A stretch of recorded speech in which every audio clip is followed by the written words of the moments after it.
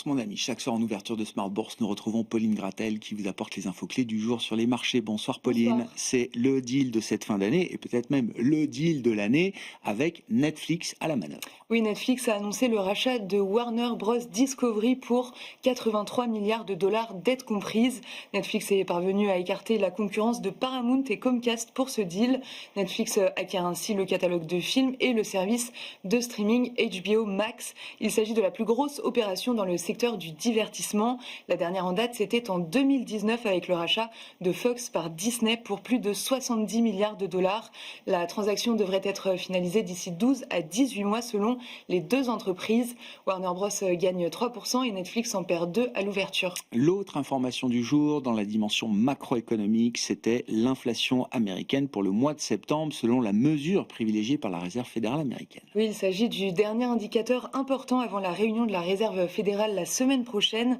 L'indice PCE progresse de 0,3% sur un mois et de 2,8% sur un an. C'est parfaitement conforme aux attentes. L'indice Core PCE s'établit à plus 0,2% sur un mois et plus 2,8% sur un an. C'est légèrement inférieur aux attentes sur un an et au mois précédent. Et puis un coup d'œil dans le rétroviseur européen également avec une dernière estimation de croissance pour la zone euro au troisième trimestre. Oui, la croissance pour l'ensemble de la zone euro s'établit à plus 0,3% au troisième trimestre, supérieure à la seconde estimation de plus 0,2% et aussi supérieure aux attentes de plus 0,1%. Que dire des grands équilibres de marché qu'on observe en cette fin de semaine, Pauline, à commencer par les équilibres des marchés obligataires. Côté américain, les taux longs sont restés stables. Le rendement américain à 10 ans s'établit autour de 4,10%. En Europe, le rendement allemand à 10 ans se tend encore un peu aujourd'hui pour évoluer autour de 2,80%.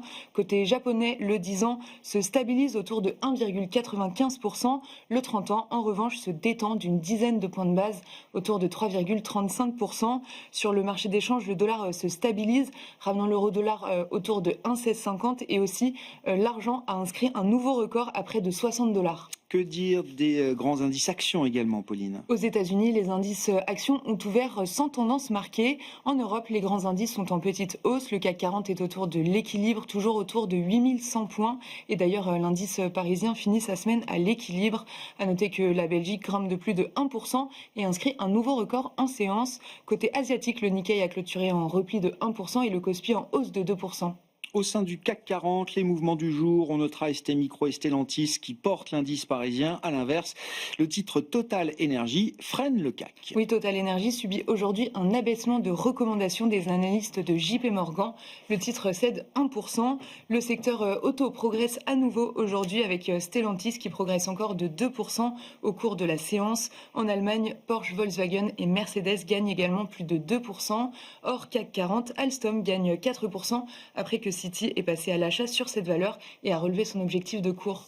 Coup d'œil sur la semaine prochaine, Pauline, quels seront les temps forts à l'agenda des investisseurs? Le grand rendez-vous de la semaine prochaine, ce sera la réunion de la Réserve fédérale mardi et mercredi prochain. Dans le reste, on attend la production industrielle et la balance commerciale allemande pour le mois d'octobre et les secondes estimations d'inflation en France, en Allemagne et en Espagne pour le mois de novembre. Tendance, mon ami, chaque soir en ouverture de Smart Bourse, Pauline Gratel est avec nous et vous apporte les infos clés du jour sur les marchés.